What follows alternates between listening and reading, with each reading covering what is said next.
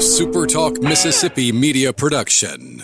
State Treasurer David McRae has put hundreds of millions back into the hands of Mississippi's citizens, expanding the state's affordable college and career savings program and also returning record amounts of unclaimed money. Check out how Treasurer David McRae's office can help you, your business, or your organization. Treasury.ms.gov. Middays with Gerard Gibert is on the air. Middays with Gerard Gibert is powered by C Spire. Power your home or business with C Spire Fiber. To learn more, visit supertalk.fm/C Spire. C Spire Fiber powers SuperTalk Mississippi.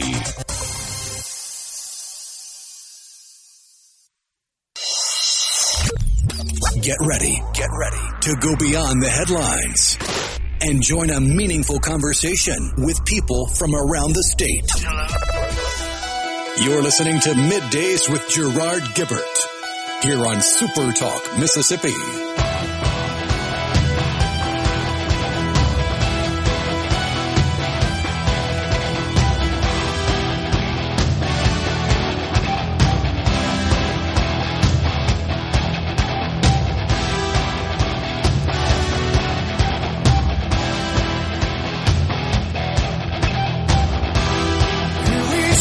Good morning, everyone, and welcome to Middays, SuperTalk Mississippi. I'm your host, Gerard Gibert, along with Rhino in the Element Wealth Studio, guiding you through the middle of your day with facts, fodder, and fine music. Morning there, Rhino. Howdy, howdy. A little 3-day weekend, headed down to the fabulous Mississippi Gulf Coast Sunday. Play a little golf Sunday, Monday for the annual Mississippi House Leadership Fund golf event. Speaker of the House, Jason White, numerous members of the House, and, of course, all them lobbyists and policy advocates on hand. Beautiful weather. Golly. Fantastic weather down there. Courses were great. Food is always good. Coast was bustling. And headed out this morning. Stayed at the Beau Rivage down there. Came on back. Uneventful. That's the way you like it. Except there's orange barrels along the route on 59 there, bypassing Hattiesburg. Little delay, but no big deal. Good news is they're making the roads better. That's so little inconvenience while they do that. I can deal with that. Talk to some of those legislators about the redistricting debate set up for a couple of weeks here, right? Is it May the 21st? Is that when they're going to meet up? Somewhere around there. I think so. The big thing is that the news, I guess, that broke yesterday, I didn't know about this. They're going to be in the old Capitol. Man, that's because they're doing some remodeling in the House chamber in the new Capitol. May 20th, actually, is the exact date. May 20th. Now, the old Capitol, I've seen, like, photos of the actual room, the chamber, where the House will meet. The quarters are pretty tight. And I'm expecting this to be a rather contentious discussion. I'm a little worried about them being so close to each other in there. But that's coming up on May 20th. Of course, there's at least one left-leaning media outlet in the state. And immediately they jump to the days of yesteryear. Mississippi House to debate redistricting in old Capitol where Jim Crow and secession were passed. It's just a building. I mean, come on. You're shaking your head. You'll be talking using oxygen. You know who else breathed oxygen? That's right. It was Hitler. That's right. Oh, my gosh. I just thought that was playing it up a little bit too much. Oh, man. But that's coming up on May the 20th. So the big question, I think, that's on everybody's mind is, okay, are they going to redraw the congressional districts because numerous states are pretty busy doing that. And in the state of Mississippi, that would be very problematic because we've already had primaries. So there are a number of states, though, that have already done some redistricting, redrawing of their congressional districts, and some who are on the verge of doing so, including Alabama and Tennessee, Florida. You already know about Louisiana. They're going to redraw theirs after the Supreme Court issued their ruling. California, Virginia, they're on the table as well. But Mississippi's already had its primary in the primaries, but these other states have not. Now, Texas approved a map in 2025. They say it could add 5 additional seats for Republicans. Their primary was held March 3rd, but they had already redrawn. So, nothing there. This is interesting to see, though. Here's what I wonder. Is the president going to pressure our governor to address that, to redraw the congressional districts? And then the question is there a legal path to rehold primaries once that's done, since we've already had them? I just wonder about all these things. Of course, at stake. I mean, if you play it out, you can likely find a legal reasoning behind doing away with the already held primaries due to them being held in districts deemed unconstitutional or whatever. Yeah, you'd say they're null, right? Although they weren't in the case before the Supreme Court, so it would have to go through the courts to be considered unconstitutional. And that's why I'm saying smart money is it's not going to get touched until the next session, because no matter what they do, it's going to get tied up in courts, and it's going to throw a wrench in the entire schedule of elections for the entirety of the year, and they don't want to deal with that headache. Could be right. No doubt about it. They didn't want to deal with the headache of trying to figure out which version of what bill to rename a building. Do you really think they're going to go through the mental anguish and legal wrangling of trying to do away with primaries already held just to redistrict? Literally would have to undo the primaries. But remember, you got a very powerful, influential president that may apply pressure.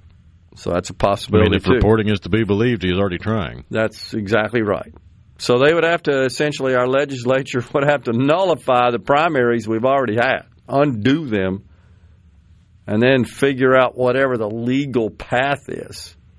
The only way you will see redistricting done, congressional redistricting, done in a special session, is if it is for all future elections. And the current elections process will play out under the old standard. Okay. Plausible theory. I'm just thinking the president wants to make this change in the coming midterms. And that he could pressure, and they may start getting all the lawyers together to research, how do you do this in a way that could survive a legal challenge, as you say, not slow down the entire process, etc. Just, it's interesting to, from our vantage point, to watch all this play out. But a short couple of weeks, they're going to be at the old Capitol. That's just weird. Never thought about that. Of course, I guess when they started tearing the ceiling up, which is, I think, what they're doing in the new Capitol, the existing Capitol where they meet, that wasn't taught. The fact that we are now having a special session. So that's kind of interesting that is on the horizon. But something to certainly keep an eye on here in the state of Mississippi. We shall see. There's so much crazy stuff going on these days, just looking at how far to the left the Democrat Party has moved and how the far left wing of the Democrats seems to be taking hold of their party, just kind of hijacking it. Even Barney Frank. I don't know if you remember him. He was one of the ones, the bill, the law, Dodd-Frank, bears his name. The other, Senator Christopher Dodd. So you had a Dodd in the Senate, Frank in the House. And he's on his deathbed. He's even warning the Democrats, don't go crazy. They're just going crazy, too far to the left, and he's concerned about that. You know about the old Spirit Airlines shutting down, leaving travelers stranded. Wasn't too long ago, Pete Buttigieg, as the transportation secretary, he announced, of course, that they would fight the merger between JetBlue and Spirit so they could protect consumers and ensure low fares. How'd that work out there, Pete? Not too smart. We're coming back in the Element Wealth studio. Stay with us.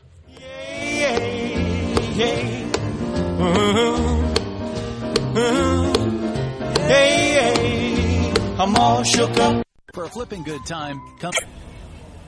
This segment of Middays with Gerard Gibert is brought to you by Covington County Hospital in Collins, where your health matters. We're rolling. Middays with Gerard Gibert. What? This is so Awesome. On SuperTalk, Mississippi.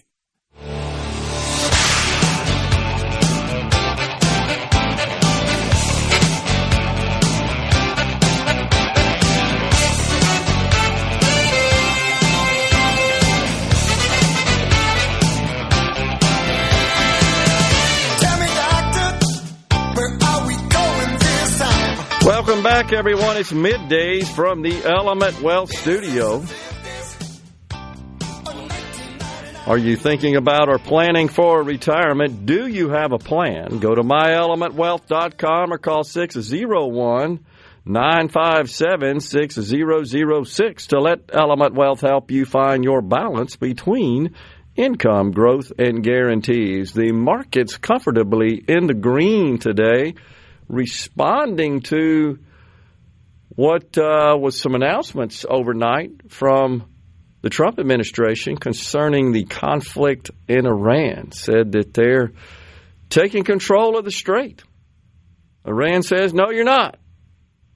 So still at kind of a stalemate, but the price of oil as a result did decline.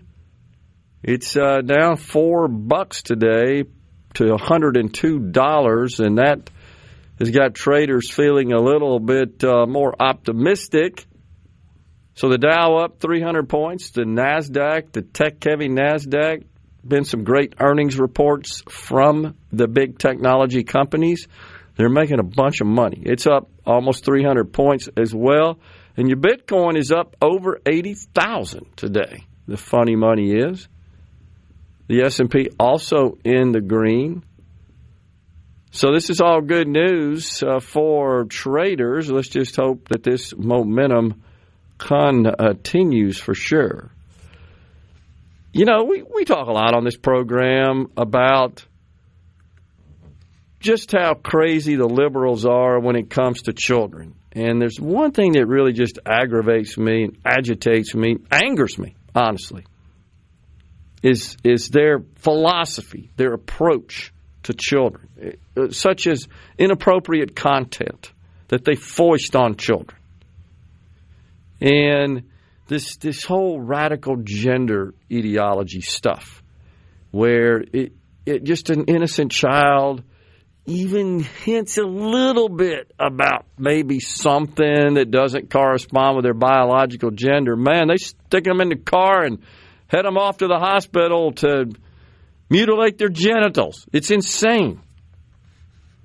And then, of course, the crazy women in sports against dudes in dresses.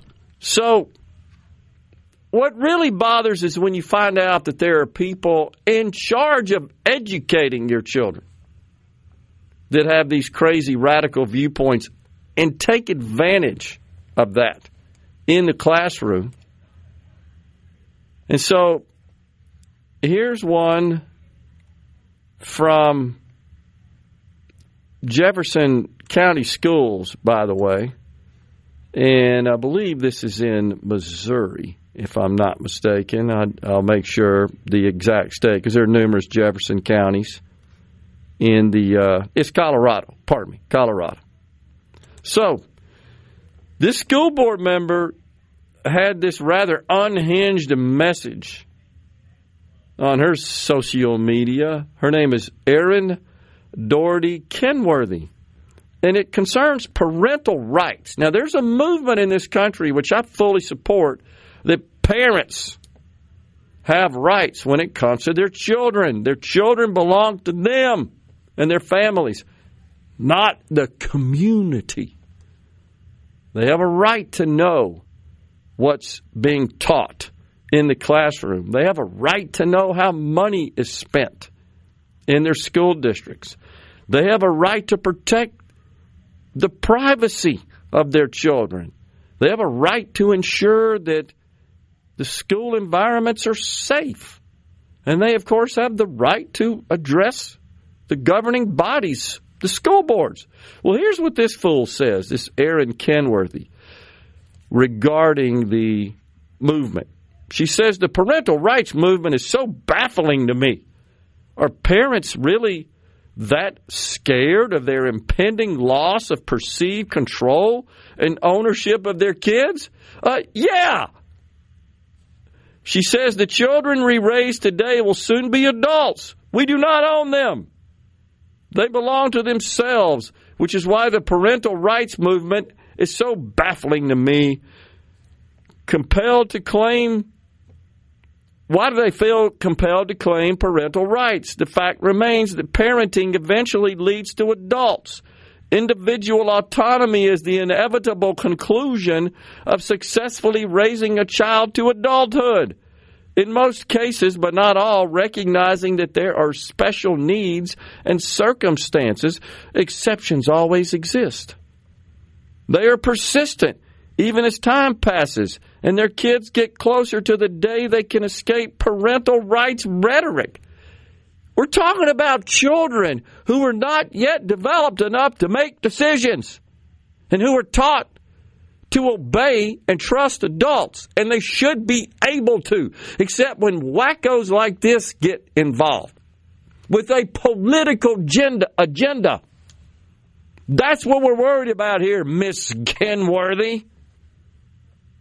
Yeah, you can still control your children as you should as adult parents and teach them and develop them and mentor them and train them. And as they get older, of course, you give them a little bit more leeway and responsibility until, you emancipate them essentially. Okay, I've taught you everything. You're on your own. Don't screw up. That's the way it's supposed to work. But oh no, she wants you to just drop them off and give them to crazy people like this and have zero concern. And it would be fine as long as you taught, math and reading and science. But that's not what you do. You teach radicalism. I mean, it would even be different if they were trying to suggest that children do need to experience some things earlier in life to prepare them for later in life. But it's never the things that would actually benefit them, the things that have been statistically proven to increase gains of independence and self-reliance in children, like supervised dangerous play.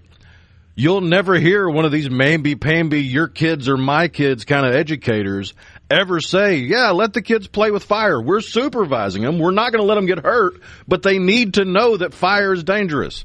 Or the supervised dangerous play of stacking up pallets and climbing on them.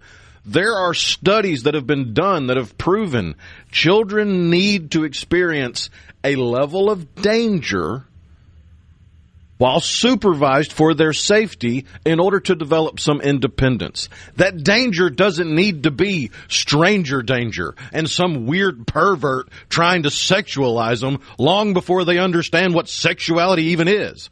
And that's the point. We've all seen all sorts of drag queen crap. The story I shared last week about the storyboard content that had BDSM examples in it that was being used in third grade classrooms? No, that's why we can't trust. Your point of, sure, you understand fire can burn you. And honestly, that's a lesson that should be taught at home and reinforced in the classroom, as you indicate. And just to understand the dangers and risks of living in this world, because when you're a child, you haven't figured all that out yet. You got to get exposed to it. I mean, think about it. You have a kid that you're supervising, and you give them a hammer and 3 nails and tell them to go hit the nails into the pallet. You're watching them. You're going to make sure they're not going to hit another kid with the hammer. They're not hitting themselves with the hammer. It's still supervised play, but it's teaching that kid that this does that, and if I mess up, it hurts. Yeah, so that's perfectly fine. That's not what's happening now. No. It's turning them into obedient little Marxists. That's what they're trying to do. Is there any doubt that that's what's going on? The whole dang NEA is built around that ideology, which starts with the oppressors and the oppressed, right? That's what Marxism is. And the idea is, well, you'll revolt against capitalism and you'll move into socialism, and then you'll figure out, wait a second, that's not good enough, and then you'll go full-blown communism. That's the whole goal. That's the prescription in Marx's crazy mind. I guess my point is the insanity of some of these people, well, most of these people, is that they would consider you dangerous for putting that hammer and those nails in a kid's hand, but they can't see the danger of sexualizing these kids before they even understand what it means. So true. Because they're all just wacko in that respect. We got Scot Fox, music director and on-air personality at WCPR PR, coming up next, talking about the CPR Fest. That's happening on the coast this weekend. At 11:05, Scott Simmons, Chief Communications Officer of MEMA, will give us an update on Hurricane Preparedness Week. That's happening right now. Right around the corner is hurricane season. Coming right back in the Element Wealth studio.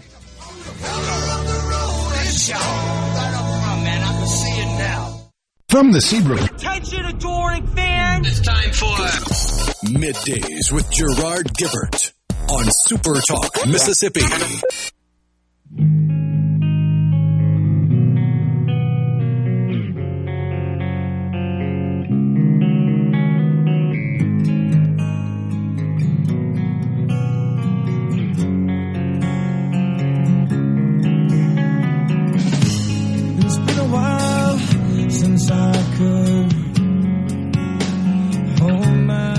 Welcome back, everyone. It's Middays from the Element Wealth studio. We appreciate you joining us today, getting this week going. We got Scot Fox with WCPR. He's on-air personality, the music director, and he's going to tell us about the big CPR Fest coming up this weekend on the Mississippi Gulf Coast. Hey, Scott, thanks for coming on.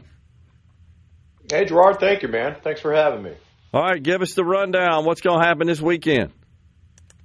Big fest. It's been like I think this is the third year we finally able to have CPR Fest back. So this is our 22nd fest this Saturday on the grounds outside of the Mississippi Coast Coliseum. And we've got a bunch of bands lined up, man. Stain, that you just played on your bumper music, that's going to be our headliner Saturday night. We've got Sleep Theory, From Ashes to New, Nonpoint, band called 0936. We've got a homegrown stage with 5 bands on that stage, so it's going to be a whole day of rock and roll all day. And where's this going to be, Scott? It's at the Mississippi Coast Coliseum on the in Biloxi, right there across from the beach, outside on the grounds. We have a contingency. If the weather looks really, really bad, we'll move it inside. But I think right now we're looking okay. Yeah, it sure does. Ought to be a lot of fun. How many folks do you expect? Man, I don't know if for people, if you made it down to Crawfish Fest 2 weeks ago, they had a really big crowd there. We expect more than that, probably double what they had for the Crawfish Fest. So, man, we're going to have thousands of people out there ready for some good live music. And like I said, it's been a couple of years since we've done CPR Fest. This is our 22nd one, so we've done many of them. But they're kind of, getting harder and harder to put together. So it's been a couple of years, but we're glad to have it back. And, man, we'll have thousands of people out there rock and rolling, rain or shine. Is this a family-type event, Scott? Oh, sure. All ages definitely welcome, of course. Yeah. Well, that's awesome. And I suspect that you draw people from the states to our east and west as well, huh? We draw people, of course, we draw them from Florida, Louisiana. Some of them been from Texas. People come down from Shreveport, North Mississippi, all over the place, man. And age groups, from young children to, grandparents are down here. CPR signed on, 30 years ago. So when we first started doing these fests, 28 years ago or so, those people, some of those people are grandparents now, man, and they'll come in here and bring their kids and their grandkids. Man, that is totally awesome. So that also provides a nice shot in the economic arm of the Mississippi Gulf Coast as well, huh? Absolutely. Hotels are booked up, restaurants, and, it trickles down to pretty much everybody in the area, really. Fuel, food, hotels. Yeah. I was just down there. I drove in this morning, as a matter of fact, went down for the Speaker of the House's annual event. Everything just looks great. Every time I go, it just seems like there's more growth, there's more traffic, more people. Places are buzzing and bustling. Seems like the economy's strong. Absolutely.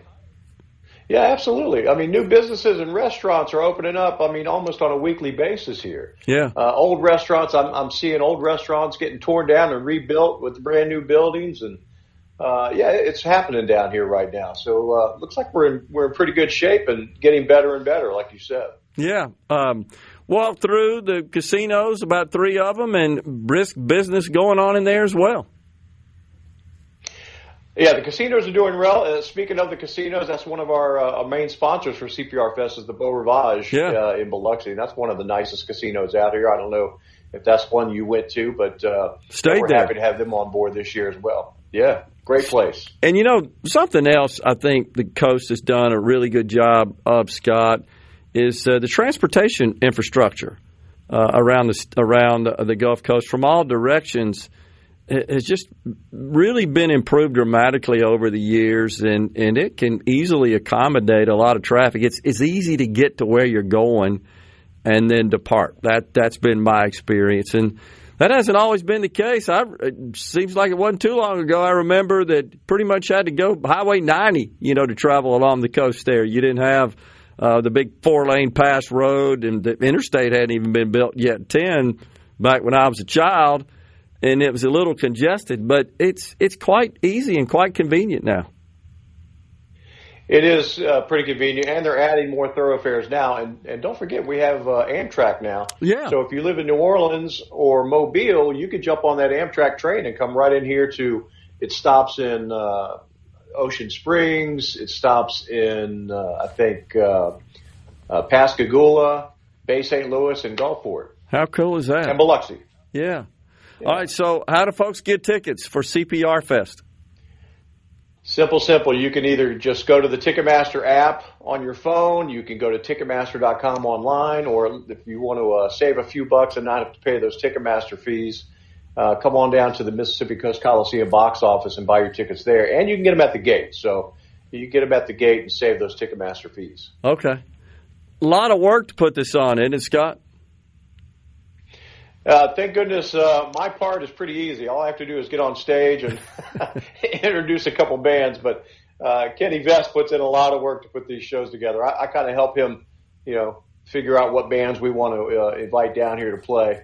Yeah, and, Kenny, great organizer. It is a lot of work. He's a great organizer. Absolutely. Yeah, man. Does a good job with that. So couldn't do it without him. Yeah, absolutely. So coming on the show, of course, you're talking to a statewide audience, so they're all being made aware of this if they didn't already know. Are you promoting this as well? Absolutely, 100%, man. Come on down. But we'll tell everybody in the state right now to come on down for CPR Fest because you're going to have a good time. Come on down. Man, that is awesome. It really is. How long have you been involved in this, Scott, CPR Fest? I've been involved since the very beginning. Gerard, I came on board actually before it was CPR. I came to work here in 1994. Yeah. And we signed CPR on in 1995. So I've been part of every one of them. Yeah. I know I don't look it. No, you look great. So folks really enjoy this. I mean, that's something you could point to as it's fairly constant, is it not? There's still a lot of interest in this. They enjoy this format, this sort of entertainment. Absolutely. People that say rock is dead, they don't know what's going on because the rock scene is alive and very well. And transcends the generations, wouldn't you say? It's probably the one genre that does, it seems. Absolutely. Some of these bands like Stained, I mean, they've been around many, many years, 20 years at least, right? 15 million records they've sold. These other bands are kind of the newer on the scene rock bands, but I mean, a couple number one rock songs for the band Sleep Theory. We've got From Ashes to New, one of the other bands we're playing, 6 top 10 rock songs. But so Stain's been around a while, plus we have some new rockers. Yeah, that's awesome. So, Scott, when you started, were you spinning LPs back then, playing cassette tapes? What was the media format back then? When I started at CPR, now I have spun LPs on the radio, but not at CPR. Okay. We were doing CDs when I came on. Okay, yeah. CDs were already there. I kind of lose track of the time. A long time ago, when I was in high school, I was in junior achievement, and I did the little broadcasting track. I know most people probably don't even know that. And a guy named Bill Fitzhugh and Bill went on to be a very successful broadcaster in the Seattle market and an author as well. He's a local Jackson guy. We went to high school together. And we used to do like critiques of new albums. And they put us on at 2 o'clock in the morning on ZZQ. On Sunday mornings when nobody was listening. And, of course, I remember spinning the LP. You have to put the headset on, and line up the needle so you didn't have all the blank space at the front and all that stuff. That's right. Advanced a lot since then. Done that. No doubt about it. My first radio job was at WTIX in New Orleans, the Mighty 690. I remember. And they looked like 8-track tapes. We call them carts. Yeah, that's right. In the business, and that's what we used. I went on and worked at WRNO for a little while in New Orleans, and we played LPs, like you said. So I've gone through the whole gambit: carts, LPs, CDs, and now everything's digital on the computer. So really cool. Digital. Yeah. It's just amazing how technology has impacted that industry as well as it has, of course, big time the news industry. So incredible. Well, tell the folks one more time how they can get tickets. Okay, CPR Fest 22 this Saturday. You can get your tickets. It's at the Mississippi Coast Coliseum in Biloxi, right across from the beach, outside. Get your tickets at any Ticketmaster outlet, or just come here to the Mississippi Coast Coliseum box office and buy them. You can do that and not have to pay Ticketmaster fees, and you can get them at the gate the day of the show. Easy. Appreciate it, Scott. Scot Fox. He's with WCPR. He's the on-air personality and music director. Have a good one, Scott. Appreciate it, man. Thank you, Gerard. Take care. Coming right back in the Element Well studio.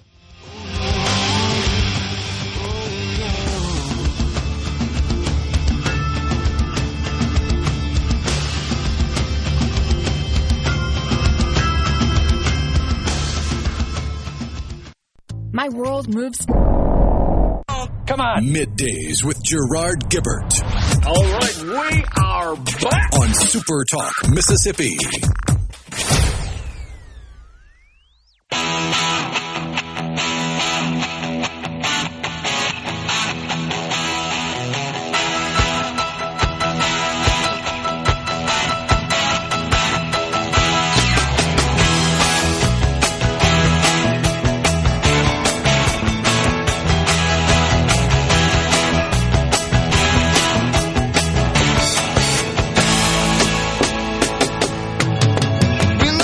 Welcome back, everyone. It's Middays from the Element Wealth Studio with China Grove.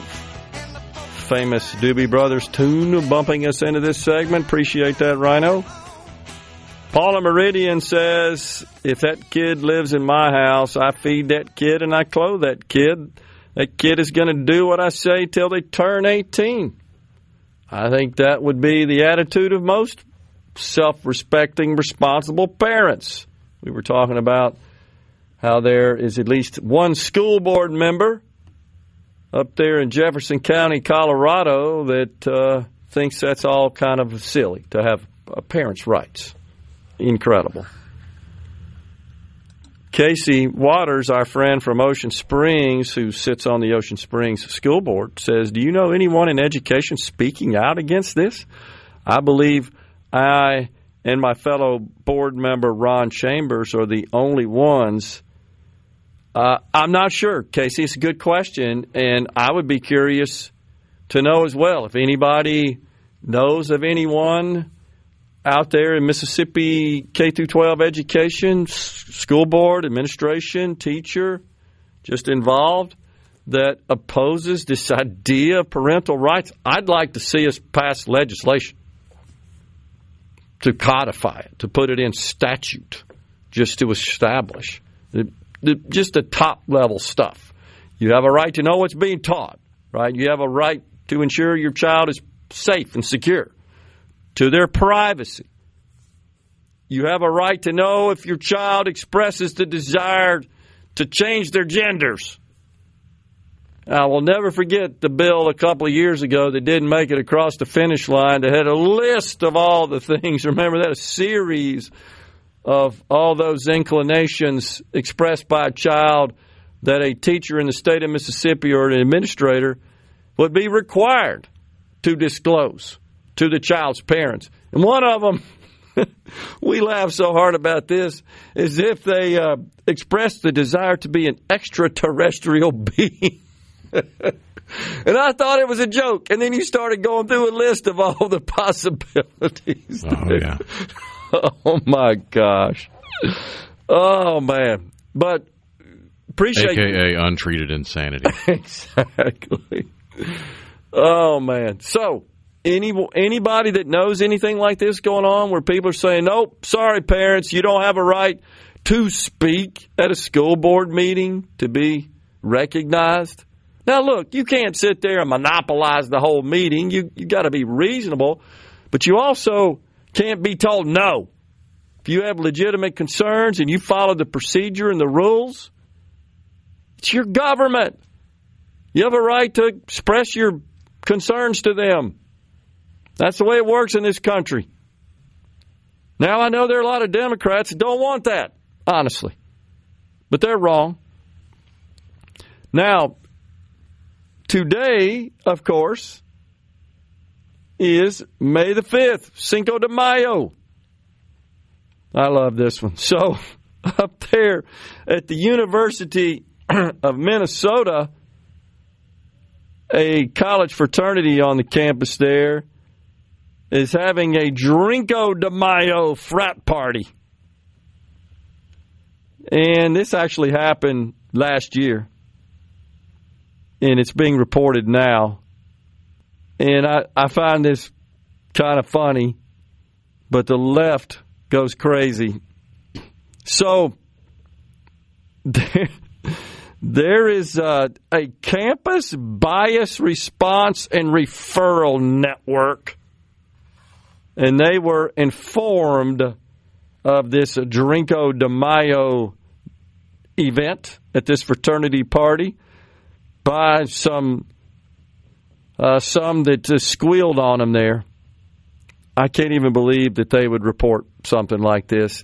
First of all, why does a college campus have a bias response and referral network? Oh, boy. So this referenced the Mexican holiday, of course.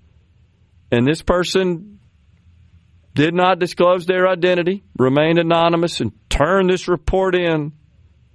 And that's according to newly obtained bias response team documents. Incredible. They say that student leaders complained drinking tequila shots, eating tacos, and wearing sombreros do not commemorate Mexican culture.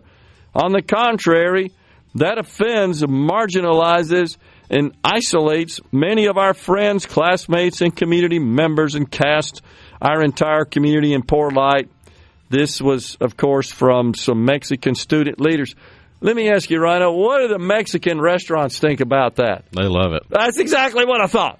Please come in, drink shots, eat tacos, and wear sombreros, and knock yourself out. Just give us your credit card, right? That's pretty much how it works. We're going to take a break right here. It's time for Fox News and SuperTalk News. On the other side, it's Scott Simmons, Chief Communications Officer for MEMA. Hour of Middays with Gerard Gibert is brought to you by the Mississippi Business Journal. Visit msbusinessjournal.com. Scott Coopwood, publisher and president. And now, the talk that keeps Mississippi talking. That's what I like to listen to. You're listening to Middays with Gerard Gibert. Here on SuperTalk Mississippi.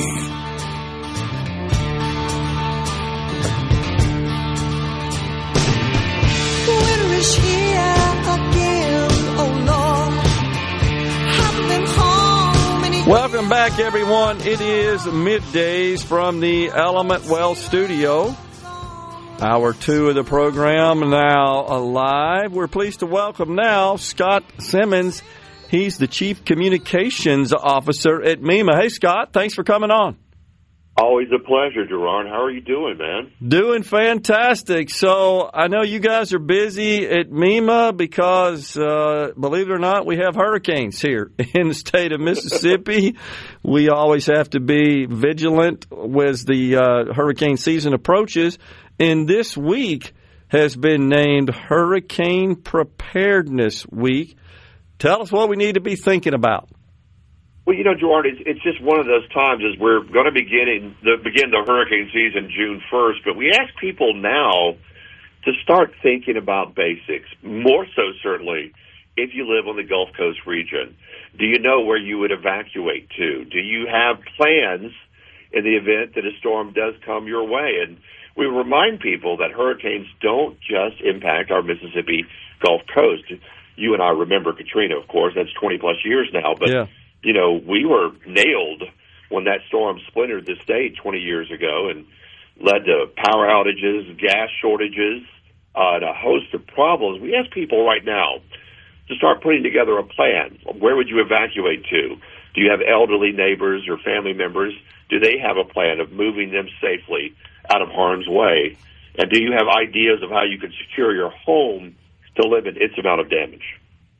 Yeah, absolutely. And, you know, Katrina, I felt like, Scott, hit us off guard. That I was in the IT business, as you know, back then, and even with all the planning and all the plans for failover and resilience and redundancy, you don't bat 1,000. And I think we learned that quite a bit. And as we learn from each successive disaster, and we'd like to think we're never going to have any others, we improve, we get better. And I think that's absolutely true for your agency, for our law enforcement, first responders. You see what you did, do a postmortem, see what worked, what didn't, where you need improvement, and you implement measures to make things better for the next time that happens. Without question. We consistently do after-action reports on storm events, looking at what we've done, what can we do better. You look in the wake of Katrina and the establishment of the Wind Radio Network system, allowing emergency responders to be able to communicate from coast to the northern part of the state. That's where we took one of the biggest hits was communications. That lesson learned and rectified, we hope. And you look at the millions and millions of dollars, billions really, spent in developing resiliency and mitigation projects that are still underway right now, that trail from 20 years ago, all those dealing with wastewater runoff. Bay St. Louis's, shoreline there, that the fortifications put in place, all of those from lessons we've learned in areas where communities have tried to develop more resiliency. Yeah, and, you triggered my memory about the communications interoperability or the lack thereof, but you remember seeing the first responders weighted down with all the various communications devices so they could stay in touch. And that's something that's been addressed and vastly improved since then. It really has been. I was on the anchor desk and then moving down to the coast to cover this storm, and I remember the problems of getting a cell phone connection. Just to report back and to do live shots. We had to rely on our satellite trucks, thank heavens, that used, of course, satellite signal versus cell phone signal to send a video image. That was dark times in the recovery from that storm, and the efforts that was made to build our state back and to fortify so many aspects of our Gulf Coast and our entire state and how we respond to disasters. That's why we ask people this week, just sit down, map it out. Where would you go? What would you do to cover your home? Would you go to cover your windows, secure doors, and loose items if you're in the southern part of the state? Because Katrina went right up the middle of the state and wreaked havoc north of Jackson. And, I remember the long gas lines. Well, you wouldn't think that would impact you from a hurricane, but remember the refineries had to shut down because of the storm. So, therefore, gasoline wasn't getting north, and so the gas stations were running out, and people were standing in long lines. That's why plans are important. Yeah, absolutely. And, of course, you remember in Tri-County area here where we are was virtually dark. I mean, it was spotty electrical power, but very limited. I live in Brandon. I was in the dark for a week. I literally would get off the anchor desk about 10 or 11 at night, go back home, and I would sleep on my back patio that was screened in. It was so hot. It was cooler than in the house. And then I would go back to APT and start anchoring the news about 10 or 11 in the morning and, would do those 12, 13-hour days on the air because it was, at least at the station, we had a big generator that kept the station up. It was actually cooler at work than there was at my home. Yeah, I do remember it was so brutal when that storm went through and in its wake. It was so dang humid. It was August, of course. It's always humid, but it was seemed particularly humid and just no air circulating and moving and all that moisture still kind of hanging around in the air. It totally brutal. But most of us were in the dark around the Tri-County area, and I don't remember it ever being quite that devastated and for an extended period of time, as you pointed out. We use it, of course, as a primer for don't ever say it won't affect the central part of the state. It will, and it did. And unfortunately, Gerard, it could again. We talk about hurricane predictions on seasons, and I always kind of scoff. That I don't care if they say it's going to be busy or not as busy. It only takes one hurricane to change the complexion of our day. And from Katrina, we've learned one hurricane can impact an entire state. So think about your plan. Think about what you do with your pets. Do you have a go bag with meds and supplies? We ask people just use this week. We have a host of information on our website, msema.org, also on all our social media platforms. We produce videos with interviews with Brad White from NDOT about evacuations and contraflow, Michael Hill from the National Weather Service, Mac McCraney, our executive director.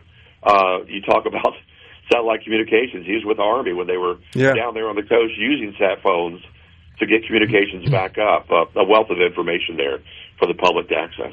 So Scott, I know that MEMA, you can't force people to do this, but you're obviously getting the word out. You're encouraging families to sit down and do this. But are there rules or policies or laws that require public sector entities to to have detailed prescriptions for what to do in the case of these storms? Well, we have policies and procedures. You talk about a mandatory evacuation. You can't drag somebody out of their home, for example. Sure. And what they emphasize is, look, it's a mandatory evacuation because if something happens to you, we will not be able to come get you. Yeah. And those emergency responders who will try could be in harm's way doing that. So we follow these protocols, and we rely so heavily on our emergency management directors throughout the state. We partner with them. As we often say, the counties are the point of the spear, and carrying that information and putting those plans into play. You talk about the importance of Hattiesburg for a location where we'll be using as a staging area should a hurricane come to the coast, because you can't pre-position too much if it's going to get knocked out by a storm. Yeah. We have that mapped out, and we're constantly reevaluating and assessing plans. Gotcha.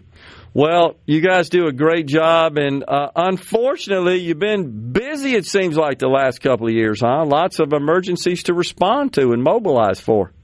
We've been jumping. If you remember the tornadoes last March and the ice storm that hit us at the end of January, we're still working that disaster recovery now. We have emergency individual assistance for 36 counties and the Band of Choctaw Indians, and we're still doing public assistance for those communities who are trying to get back up on their feet still infrastructurally. We have the launch of the loan program that we're managing, and that is moving monies to communities that can do that repair work now, borrow that money at a really low interest rate, and get that work underway faster than they would if they had to wait for the FEMA truck to show up with the money. Because, you got to have everything, your I's dotted, your T's crossed to do that, because there's so much due diligence. And hopefully, we will clear that hurdle in the coming months. Yeah, I was up there about a month ago, and you can still see that there's still some evidence of that ice storm. Man, the interstate, 55 between here and the northern part of the state, still a lot of down trees, lining the interstates. It just takes a long time to get those down. That's just how widespread the area was that was affected. Got about 30 seconds. I would love going to Ole Miss, and I drive up there still, and I see the signs of it. And, folks, there's a lot of work still left to do. It was monumental. Yeah. This was an historic ice storm, and it was a nightmare, and we're getting it done. We're helping our residents and our communities rebuild and getting that recovery well underway. Appreciate you coming on, Scott, and appreciate all the great work by the Mississippi Emergency Management Agency. Scott Simmons, Chief Communication Officer. Thanks for coming on, Scott. Always a pleasure, bro. Thanks a lot. Coming right back in the Element Wealth studio.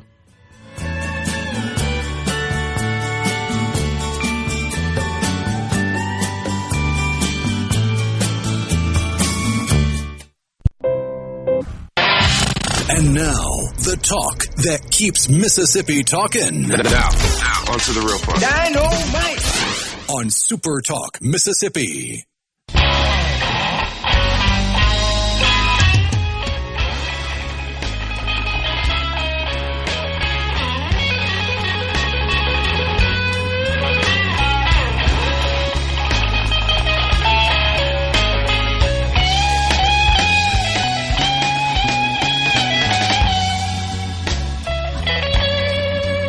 Well, the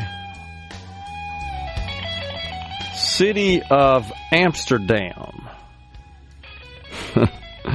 You won't be seeing any ads for Big Macs or Ford F-150s along the outdoor landscape. That is because they have banned such advertisements. They are banning climate-polluting adverts, as they call them. First capital city in the world to ban such promotion. They says that they're more about promoting a non-carbon neutral lifestyle. In other words, human misery is what they're talking about. Wait, non-carbon neutral lifestyle? That's what they said. I think what's missing here is there needs to be a comma, maybe? Non-carbon, comma, neutral? Carbon neutral is what they're going for. But it's non-carbon. I think that's wrong. Non-carbon neutral. That's weird, isn't it? Shouldn't it be carbon neutral? Yeah, that's what they're trying to achieve. That's not what it says. But it wouldn't surprise if they blew it. It's the Dutch. So there's a politician in the Green Left Party. That's what it's called. I probably can't pronounce it correctly. Anike? A-N-N-E-K-E? Or is it Anik? Veenhoff. I like that. Veenhoff. Likens it to promoting a vice to an addict. If you're trying to get rid of an addiction, it's not very handy to see it everywhere. You're addicted to gas, to hamburgers. Oh, my gosh. So, get this. I love this. The Dutch Meat Association. They're fighting against the advert bans.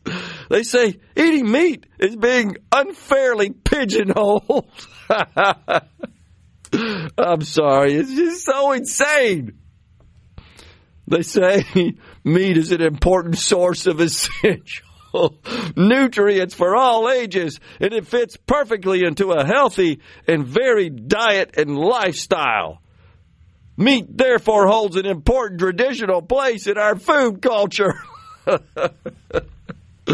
Oh, free the billboards. Oh, my gosh. Well, the UN, which are a bunch of true wackos, their Secretary General, Antonio Guterres, has called on every member state to ban advertisements from fossil fuel companies. I want to see a big old billboard out there that says, drill, baby, drill. I want to see. France passed a ban on some advertising in 22, but they've yet to promulgate the policies and regulations. The group World Without Fossil Ads says among the missing decrees are listing which fossil fuels fall under the advertising ban and how environmental information should be communicated in advertising. Oh, gosh. Man, oh, man. Okay, well, then die. It's just crazy. Because guess what? Humans need this energy. We're not ready to return to life without this energy. It is required for human flourishing. That is a truth. Man, oh man. Meanwhile, on a somewhat related note, the anti-data center people following are all the maladies that are not caused by data centers.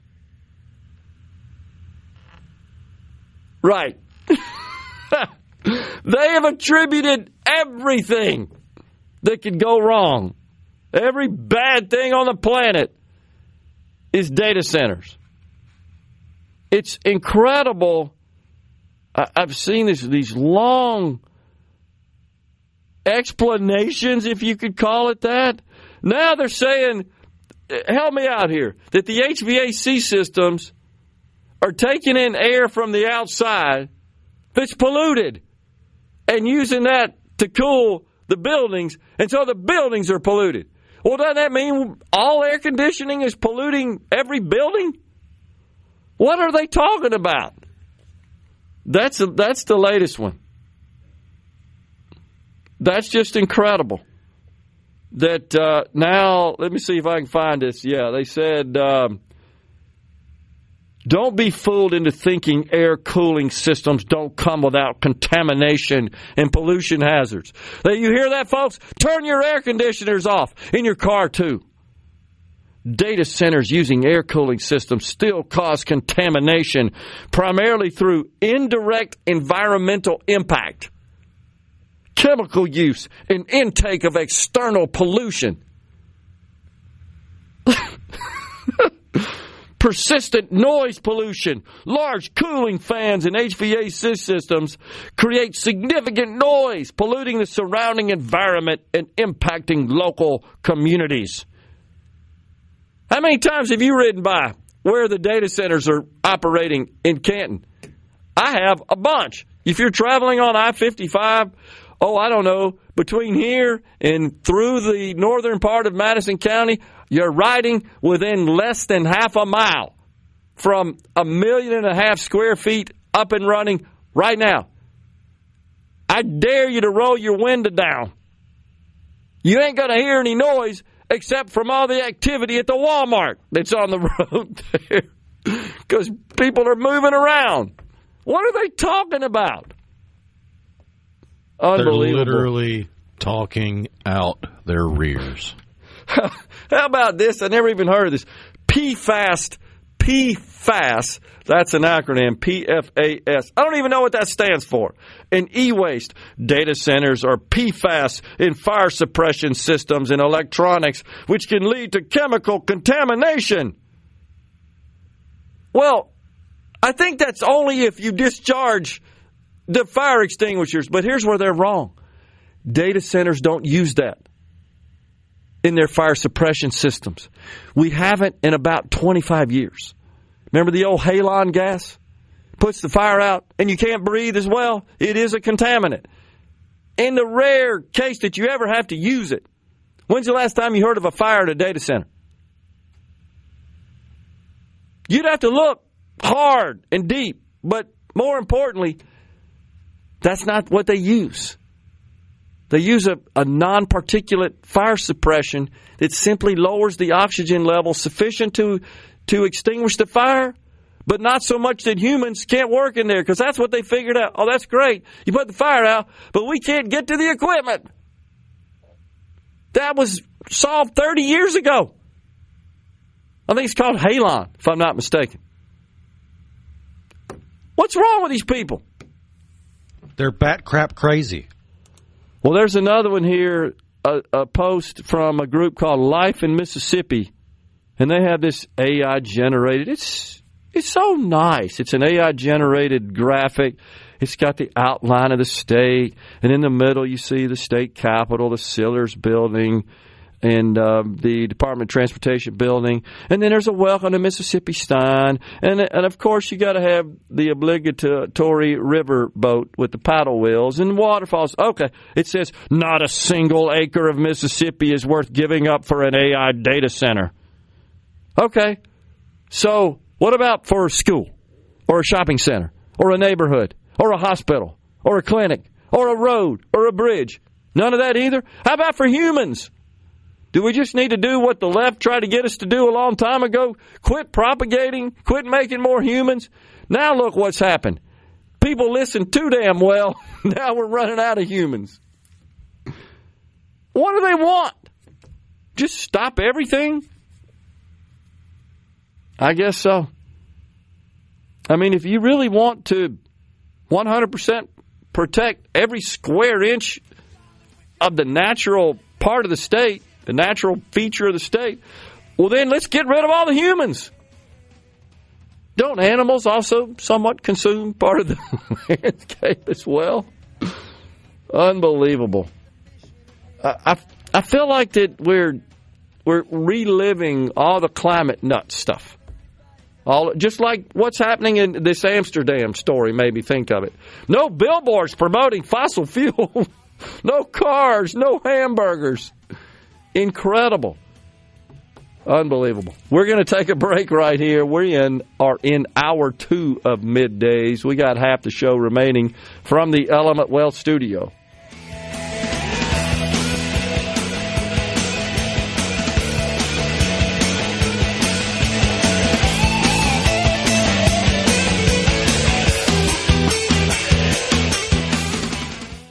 From the Seabrook, Middays with Gerard Gibert. It is on. On SuperTalk, Mississippi.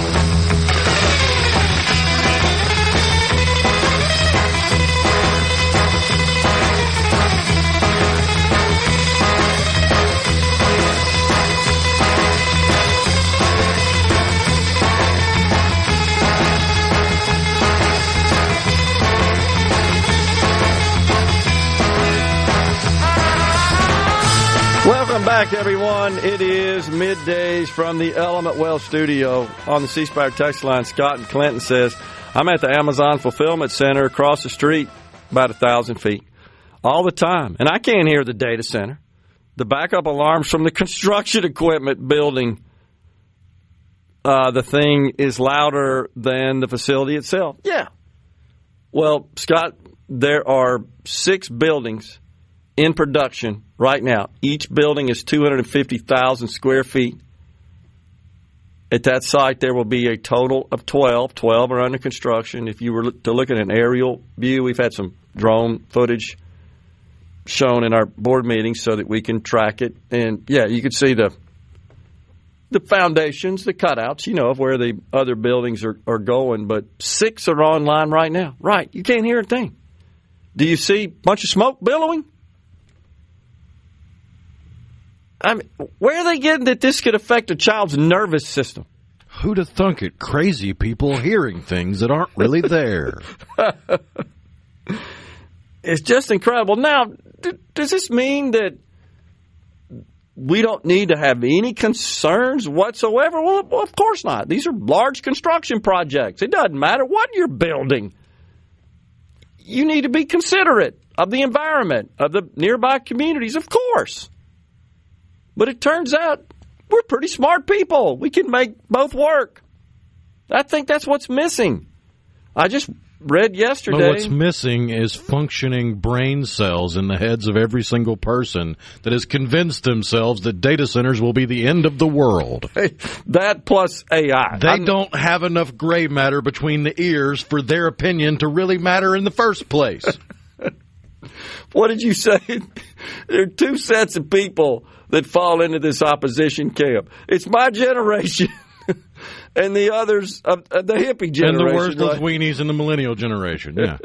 You got the hippies from the boomer generation and the worthless weenies of the millennial generation. They're joining forces to be willfully ignorant, useful idiots for, I don't know, maybe China at this point. Actually, no. They just do it for the love of the game because they're that freaking stupid. It's not that China's paying them to be stupid. No, they're just that stupid. That is just so funny. Over there in Denmark, they've halted all new grid connection agreements as an explosion in power demand from data centers overwhelms the national grid. Okay, well, create more power. We can do that. We didn't always have electricity, right? We had to create it. And as we used more, we had to create more. We figured out more ways of using energy, which, by the way, when we figured out how to do that, what happened to the wealth of society? It skyrocketed. Literally figuring out, that stuff that comes out of the ground, that oil, that gas, turns out it's pretty good at powering stuff. Because before that, I believe all we had was steam, water. Incredible. So, you may have been idiots, Denmark, for overbuilding and not considering that. Yeah, that's a problem. It doesn't matter if it's a data center or what it is. That's a problem. But it's not as if we don't have the means to generate electricity. We figured that out, and we're more efficient at it today than ever, by the way.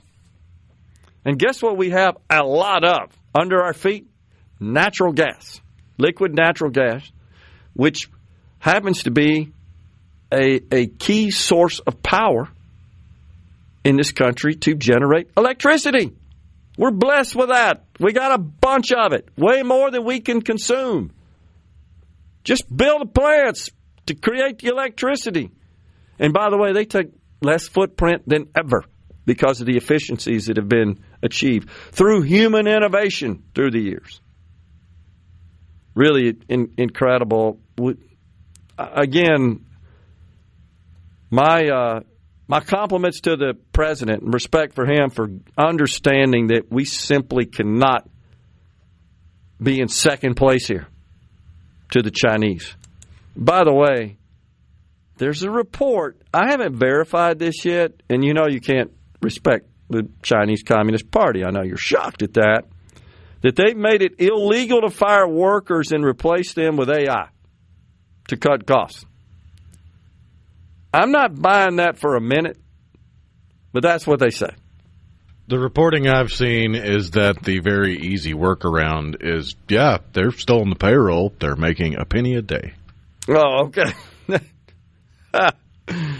I'm not surprised by that whatsoever.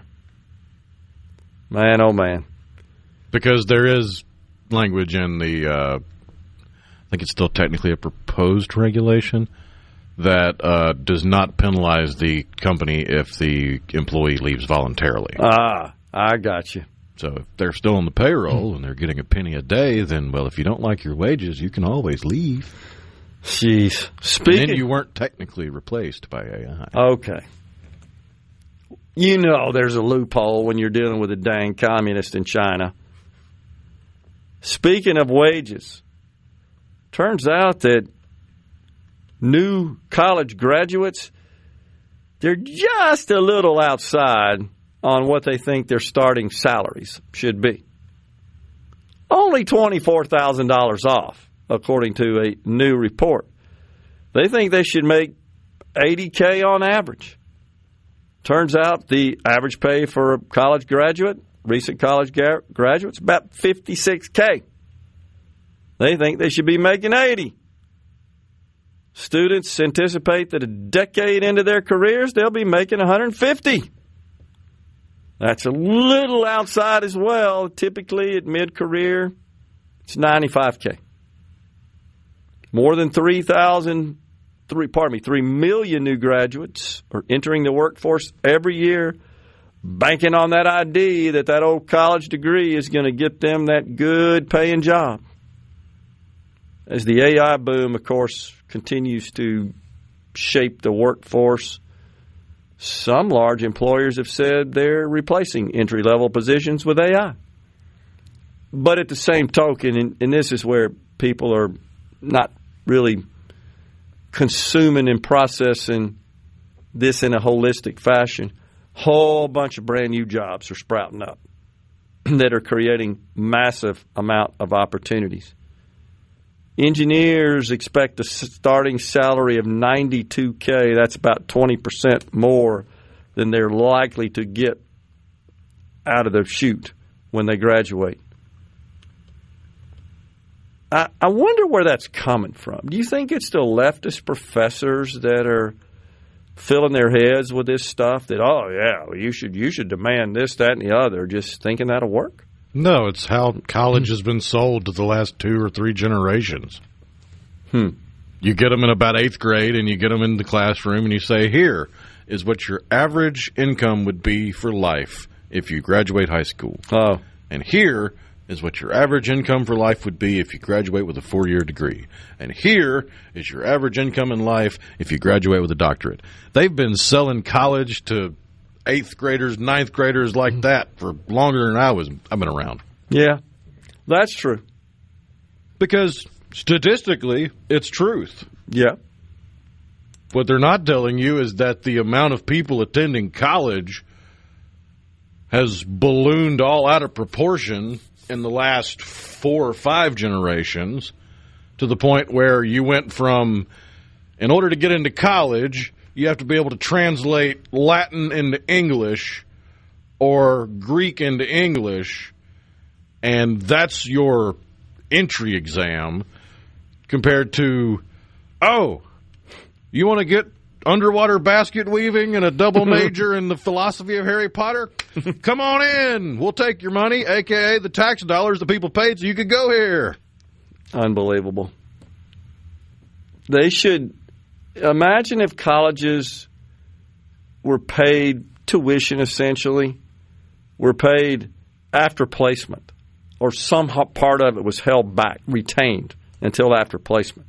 And you had to meet certain criteria as part of the placement process. Because, as you know, those with the underwater basket weaving don't do very well, obviously. But I spent 4 years on a degree. Exactly, and a bunch of money for something that's totally worthless. And a recent survey by Generation Lab found that more than 8 in 10 young adults rate economic conditions in the United States as either bad or terrible. I would say that's because their expectations, as you were just referring to, are just not realistic. Yeah, because they were sold that college was the magic moneymaker. You're right. Takes more than that. Coming right back in the Element Well studio.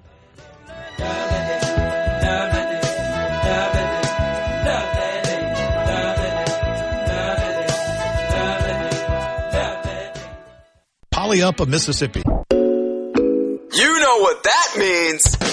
Middays with Gerard Gibert. We'll do it live On SuperTalk, Mississippi.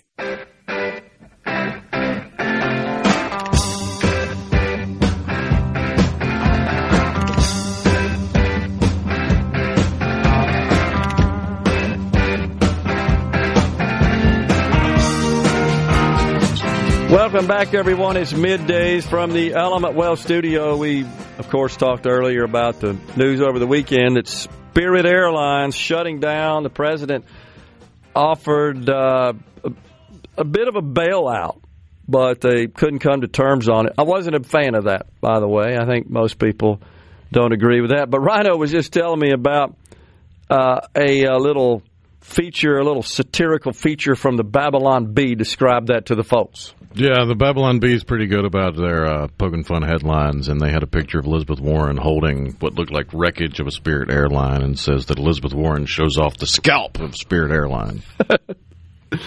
Oh, my gosh. They also put out a video yesterday of, they said they asked AI to show America without Republicans, and it's just a couple of scenes, one after another, of what AI considered the ideal liberal world, and it's got some funny moments. Like, for example, there's a courtroom, judge sitting there, guy standing in front of her, and he goes, "You murdered him, but you're an immigrant, so you probably didn't know any better. And we outlawed prisons, so you're free to go."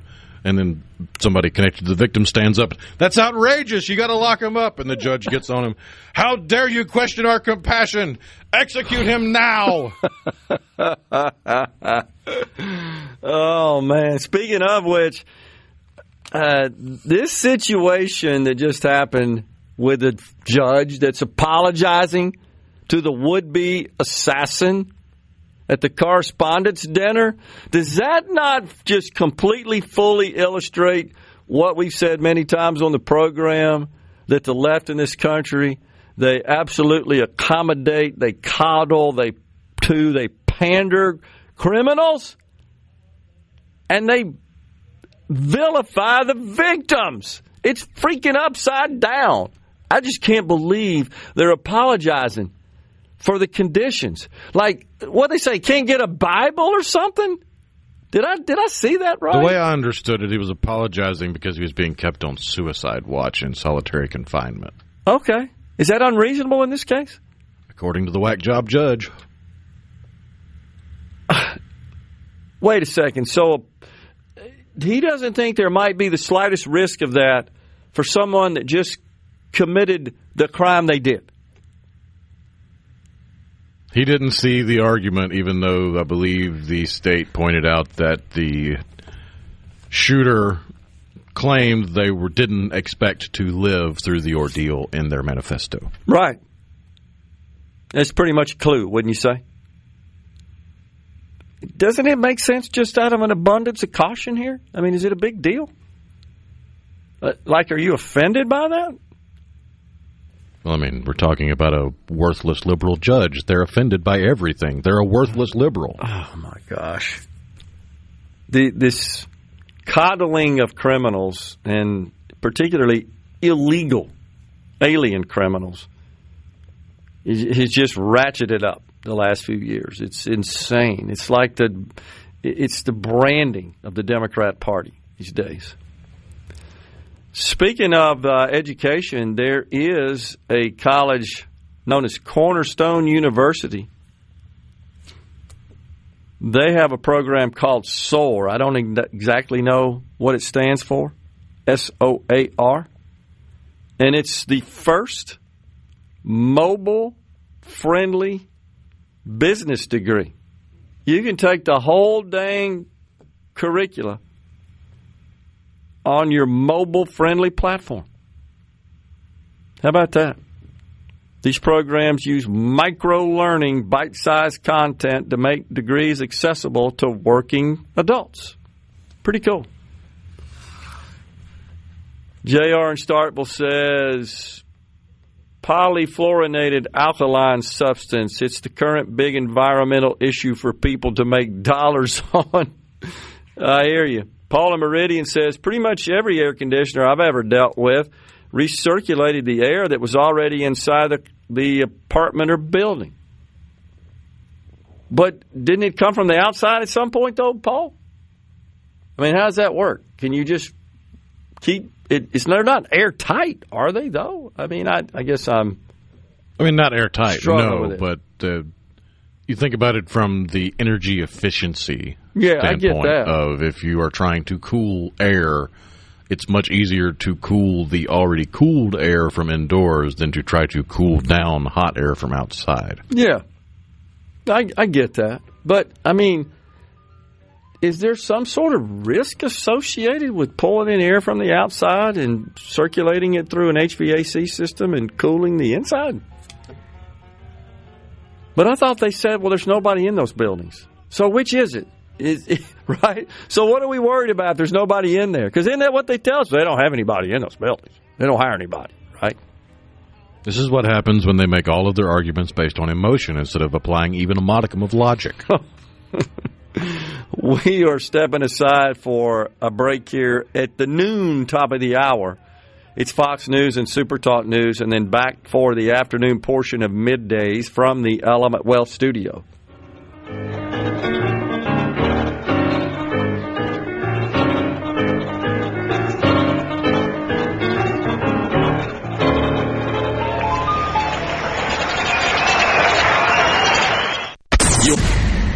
Welcome to the show that challenges you to think deeply and look beyond political posturing. You're listening to Middays with Gerard Gibert here on SuperTalk, Mississippi.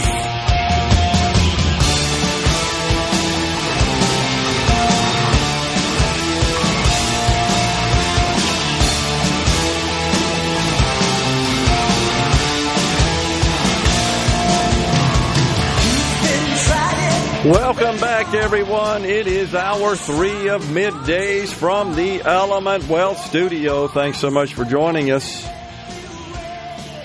The Dow S&P 500, the NASDAQ rebounding as oil prices are falling. The president says he's going to get the Strait open, and the NASDAQ just hit an all-time high, as a matter of fact. So the tech stocks are on the run today. The bulls firmly in control of the markets.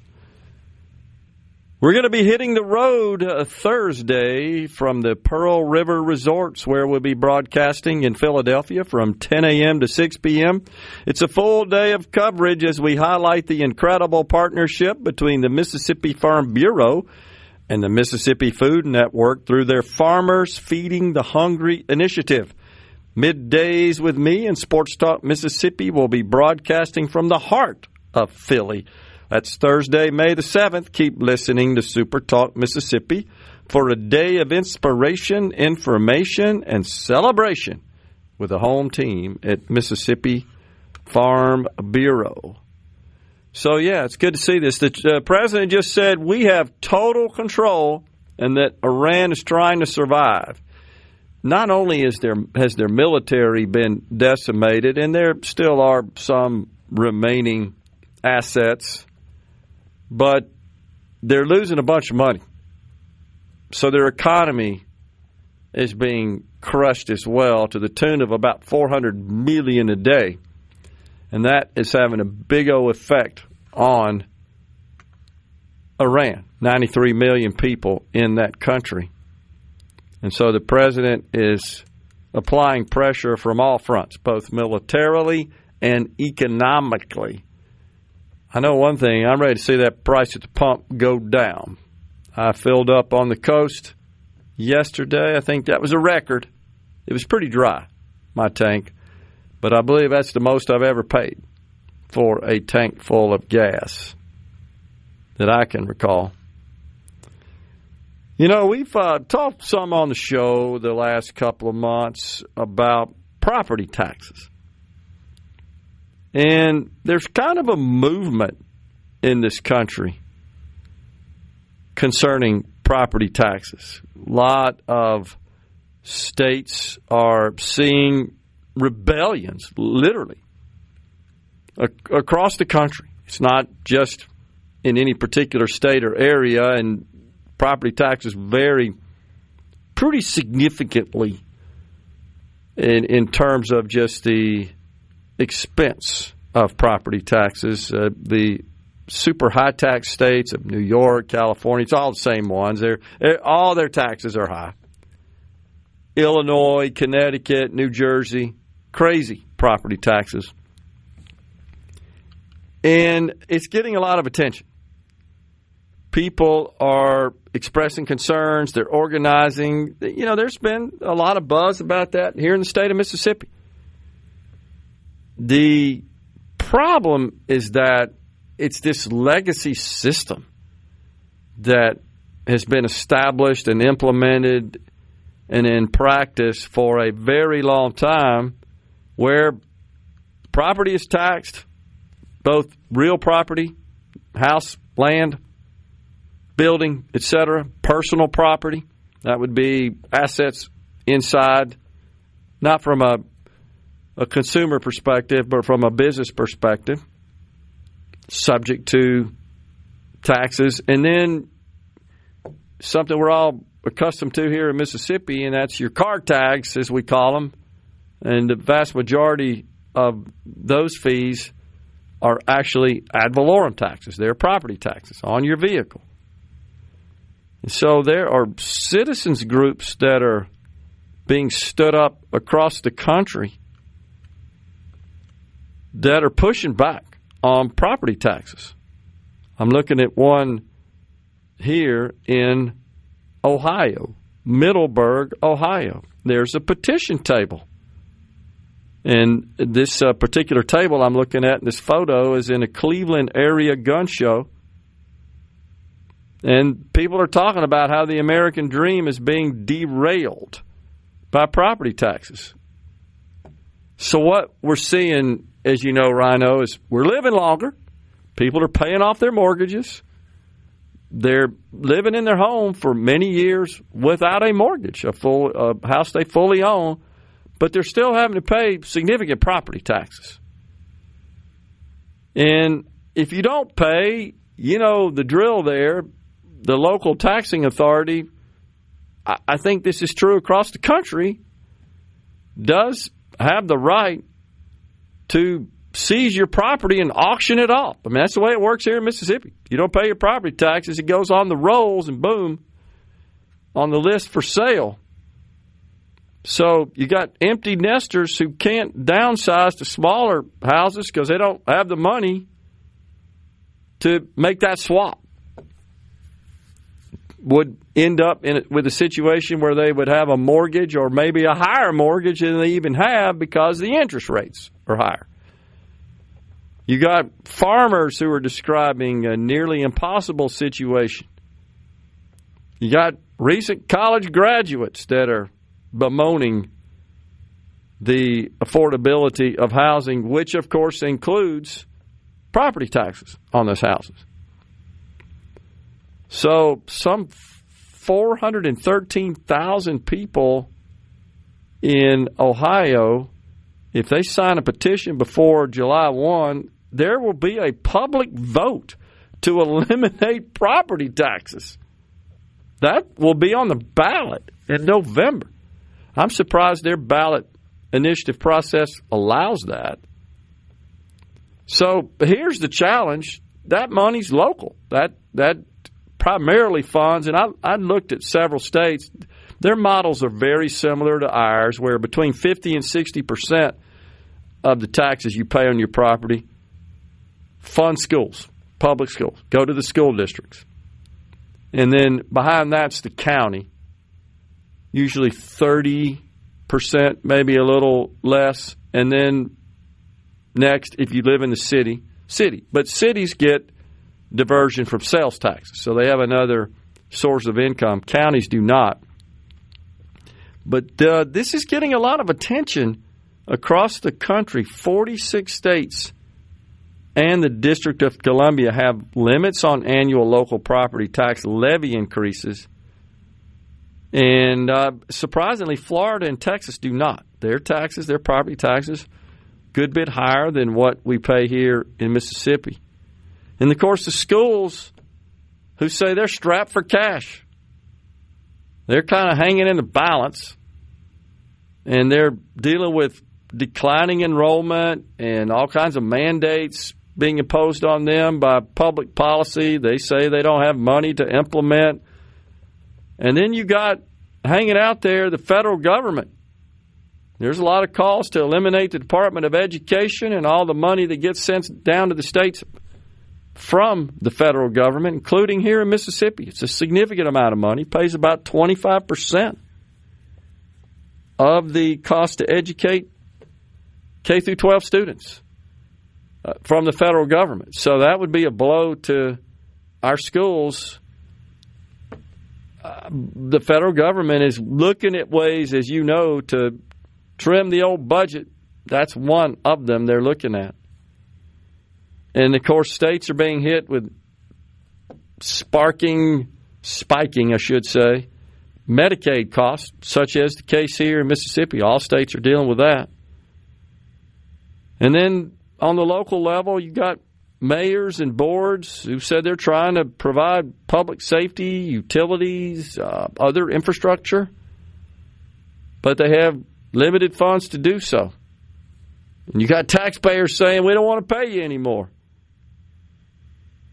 So there are some who say, the population should pay for education, 100% of population, but in I don't know where they're saying that that's not happening, the folks that are protesting property taxes, because only in states where there are not, there's no sales taxes, or the state is not getting sales taxes on certain things like groceries, you may have a handful of people that don't pay any sales taxes, because sales taxes are a major source of revenue to state governments, which is used to fund the state portion of education, of course. So this is just interesting that this is getting a lot of attention nationwide, and the people are speaking up, and they're just feel like they're being taxed out of their home, that they're just renting from the government. We'll see. I haven't seen anything too well organized, I guess, in the state of Mississippi pushing back on property taxes. See a lot of folks talking about it on social media. Question is, how do we deal with that loss of revenue? We'll talk about that on the other side of the break in the Element Wealth studio.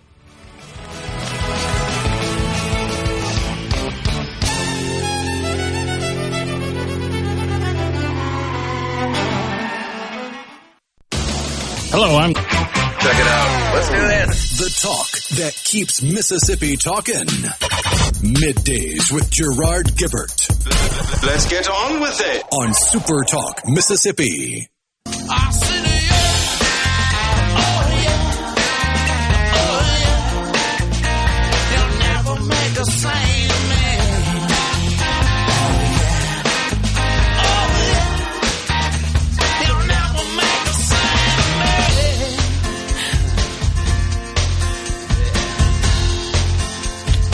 We're back with you in the Element Wealth studio. Tell the folks what you were just telling me about McDonald's.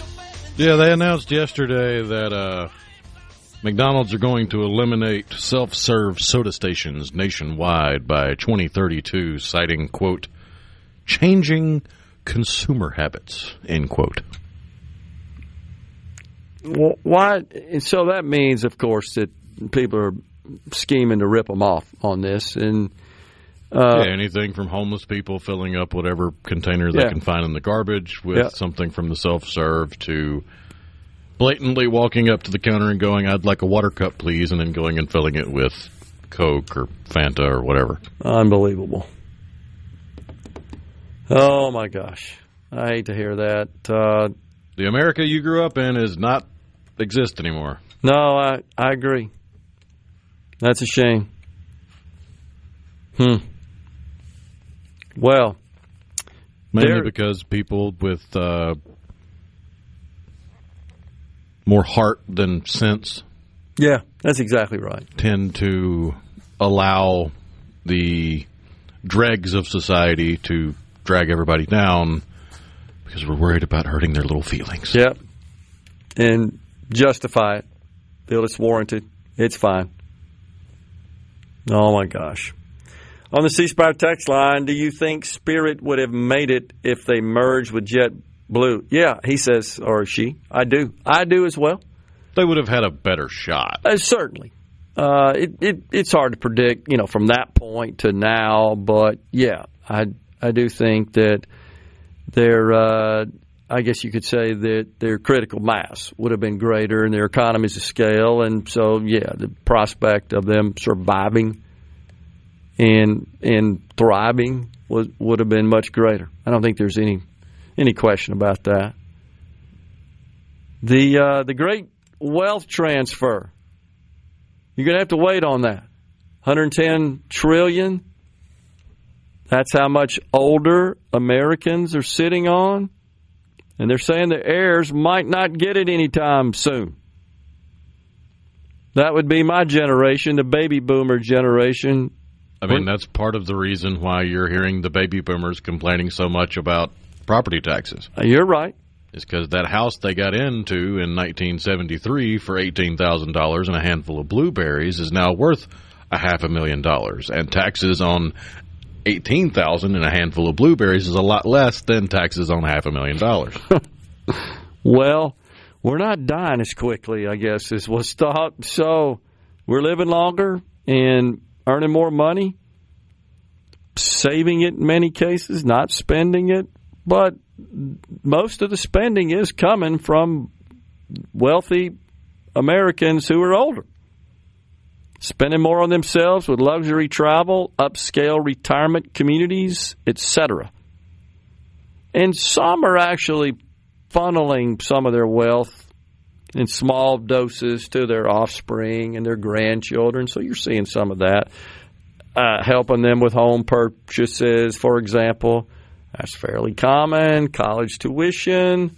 I wouldn't say it's common, but it's not unusual.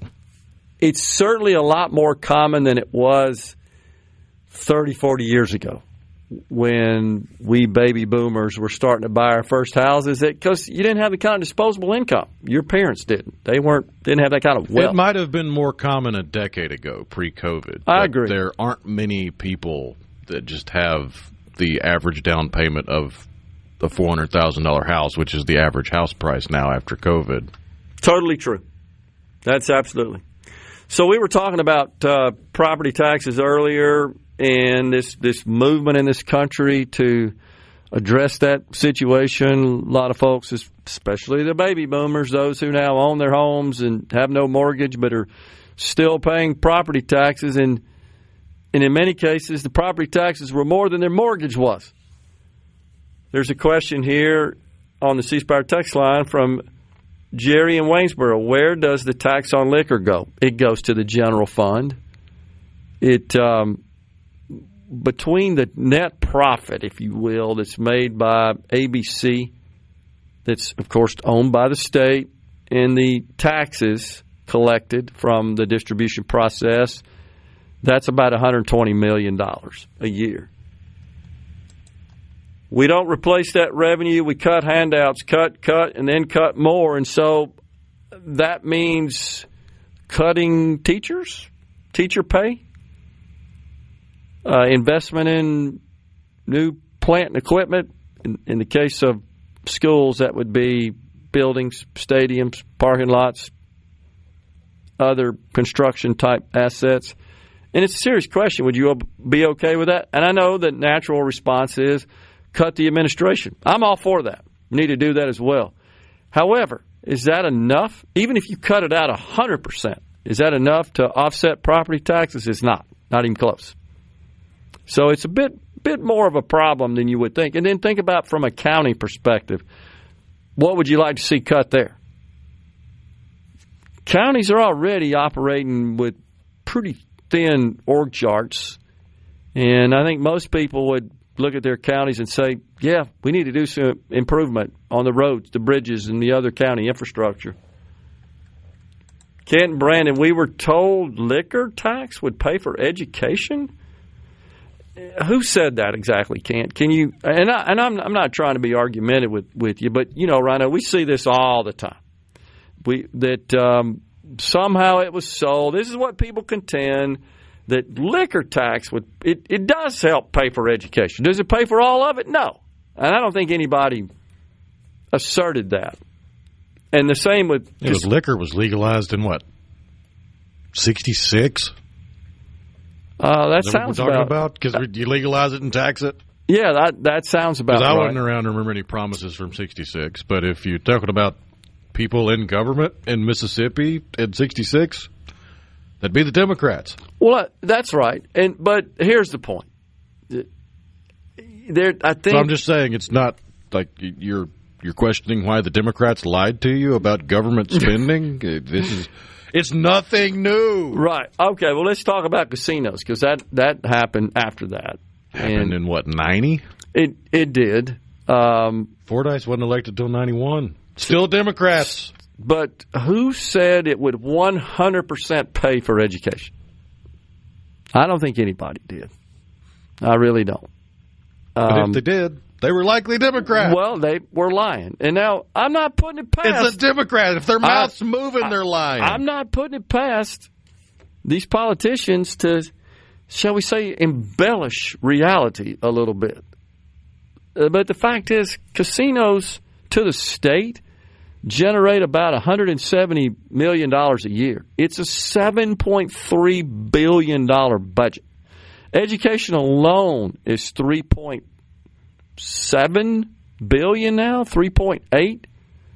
So, look, it helps. There's people that think that we ought to have gold-plated roads because of the lottery. Now, I was around for that and was involved, of course, on the board of creating the lottery. Never did we say the $80 million a year that the lottery produces would fund all the roads and bridges. That's almost a $2 billion a year budget. This helps, there's no doubt. It's a dab of money that kind of fills in for and just gets added to the other revenue, most of which, by the way, comes from the federal government. About two-thirds of it comes from the federal government. And that's true in most states.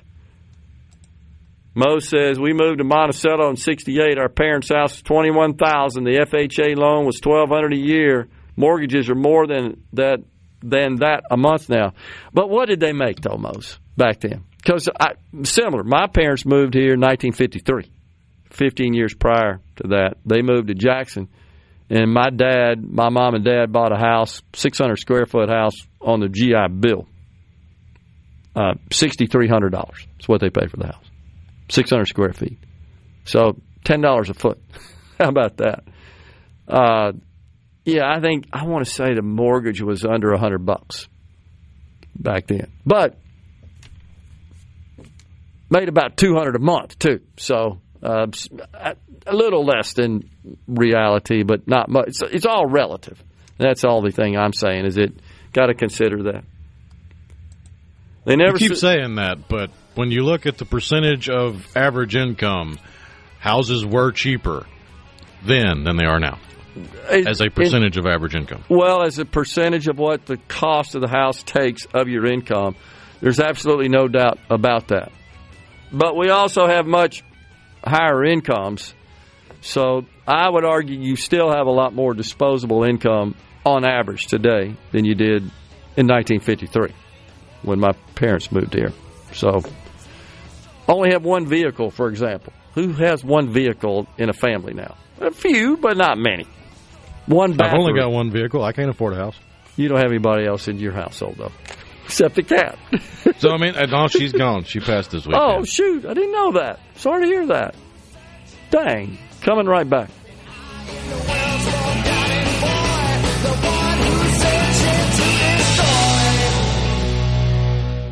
From the Seabrook.com. Middays with Gerard Gibert.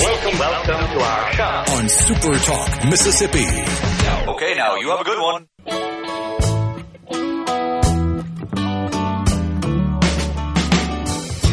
Johnny was a schoolboy when he heard his first Beatles song. Love me do, I think it was, and from there it didn't take him long. Got himself a guitar, used to play every night. Now he's in a rock and roll outfit and everything's alright. Don't you know? On the C Spire text line, too many counties in Mississippi, too many representatives in the legislature consolidate. How many should we have? Which counties should be consolidated? And, you know, if you subscribe to the idea that, which is really a long-time conservative principle, that government functions best when it's close to the people, when you start consolidating, you move government further away from the people. When you start centralizing control and power like that. So there's kind of a fine line there. Now, we have 82 counties.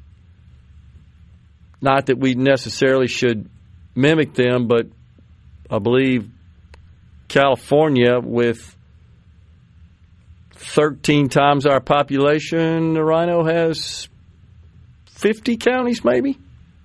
And then it's Georgia that's really chopped up. And the further you get east, that's what you find. And I think that's largely because it was settled earlier and it was all the You've had more times for the lawyers to get in under the dome and carve it up to their benefit. Creating little individual fiefdoms is what they were doing. Like 130 or something in Georgia. It's some insane number. So... I finally found the chart about home price and median household income as a ratio. Yeah. So what year did you say your parents bought the house? 53. 53. So in 53, I mean, we can even get down to granular. Do you know what month? Yeah, it was March, I believe. Literally, crazy as I seem to recall, it was snowing when my parents drove up to Mississippi. So in March of 53, the home price to median household income ratio was 6.39. Okay. So they experienced roughly what we're experiencing at this point right now. Yeah. Because all throughout the 50s and 60s, into the 70s, there's a little bit of variance. Throughout the 80s, you're looking at less than a 5 on that ratio, which means, in simplest terms, 5 years' worth of income to pay for a house. Yeah. It's gotten as low, like in 1975 and 6, got down to 3.6. In 85, it was as low as 4. Then you have the housing bubble, where it gets back up to 6.78. Yeah. Craters again, and now it's the highest it's ever been. It requires over 7 years of annual income to pay for a house. Sure. I get that. And so you could point to, of course, a number of factors that have contributed to that. Certainly the cost inputs, which includes materials and labor, land to some extent. But my guess is that analysis also does include the cost of insurance, right, and taxes on top of that. So, which are typically escrowed as part of a mortgage, and then the mortgage company, so they collect that as part of your mortgage every month, and then they pay the insurance company, they pay the taxing authority, county. Yeah, so, and then there's the question of incomes. But I would submit that those costs have risen faster than incomes have, which has caused the ratio to be, as you just discussed with us. However, there is a bit to that narrative that really refutes what folks, mainly on the left side of the aisle, but occasionally you'll see some Republicans parrot this as well, which is the shrinking middle class. It is true the middle class has shrunk over the last couple of decades. That's primarily because people have moved up, not because they moved down. They want you to believe, more people have fallen out of the middle class, which is typically defined. There is no hard, fast standard for it, but generally speaking, it's defined as half of the median household income to double the median household income. Somewhere like that. So the median household income in this country, last I checked, is about $84,000, $85,000. So you're in the middle class if you make half of that to double that, $43,000 to $160,000, something like that. You make an income in that range in your household, that is considered middle class. I also, however, would maintain that there's more opportunity to make a whole lot more money now than there ever was. And though I'm not disputing the data that you pointed out, because a lot of that change has occurred recently. Oh, yeah. I mean, since 2020, housing prices have increased by over 100% in some instances. And I think a lot of that was the COVID nonsense. And to a great extent, it's because supply. Supply is just down. But you can go to pre-COVID. You can go back to 2000 and you look at the analysis on the increase in the cost of housing from regulations. No doubt about it. From zoning, from red tape, from development requirements, from all of that. Analysis shows that in and of itself has caused almost 100% increase in housing costs since 2000. And that, as you know, varies from state to state, community to community. You got nutcase stuff like what's happening in California, and it's just off the chart, crazy regulations. But regulations arguably are more expensive or embedded into everything we consume than our taxes. That's why it's so dadgum important to reverse a lot of these crazy regulations. This president's done a good job of doing that, which was implemented under Joe Biden. But there's still more work to do, and he talked about that a couple of days ago as well. He knows that, and he's on it. The regulations with respect to the exploration of oil and gas, just start with that. That's a cost component of everything we consume. No doubt. So I agree. But I was going to make this point. And again, it just shows the relativity of when my parents moved here in 1953 to today. But the typical house, the median house, was a far cry from what a median house is today. Like, for example, there was no air conditioning. I don't think you could buy a house today that wouldn't have air conditioning in it. There might be some. I mean, you get to the lower end, it's not going to have central air. You'll have window units. Even new construction? Yeah. New construction. That's one of the few ways they can cut the cost down to get an entry-level home. Okay. And what about for heat? The example I'm thinking of had gas heat. Okay. Well, when I grew up, we had one little floor furnace in the middle of the house in a little bitty hall in our 600-square-foot house. We had 2 bedrooms, one little bitty bathroom, little kitchen, and a little, we called it the front room is what we called it. There's no air conditioning. We have window fans. But that's where you get into how regulations increase the cost. 100%. Because if you're going to have to jump through 1,000 hoops with your local government to develop a neighborhood, then you want to develop a neighborhood that's going to make you some money. You're not going to develop a neighborhood of starter homes. I agree. And that's prop the price up. Yeah, you're exactly right. And that goes back to the supply, which is causing all the prices to be elevated. No doubt about that. Let's see what else. Does shrinking the middle class as well with minimum, this is on the C Spire text line, with minimum rising, has that made the poverty line a higher number, therefore more people falling under the poverty line? No, that's not the case. More people have moved out of the middle class into income levels above what is defined as the middle class. There has been some movement outward and downward, but it's a fraction of what has moved up in this country. I mean, there is an argument to be made that they do need to adjust or update or reinvent the calculation for the poverty line. Because the poverty line was set in stone in the early 60s and hasn't been touched since.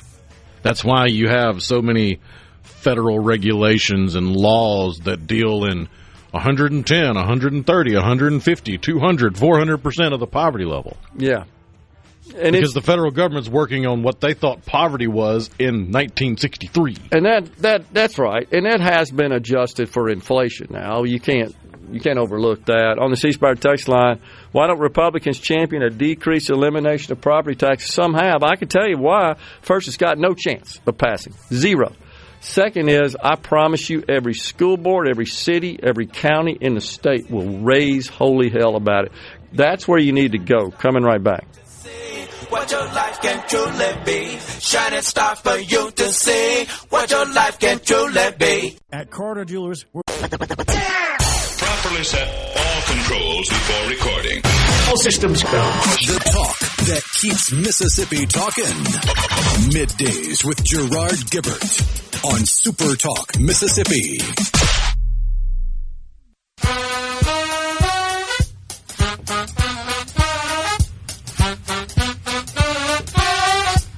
The great Stevie Wonder songs in the Key of Life album on the C Spire text line. Property taxes may be the worst tax, very near to the federal income tax. How can a citizen find out where that money goes to? What mechanism does one have at their disposal? I assume you mean property taxes.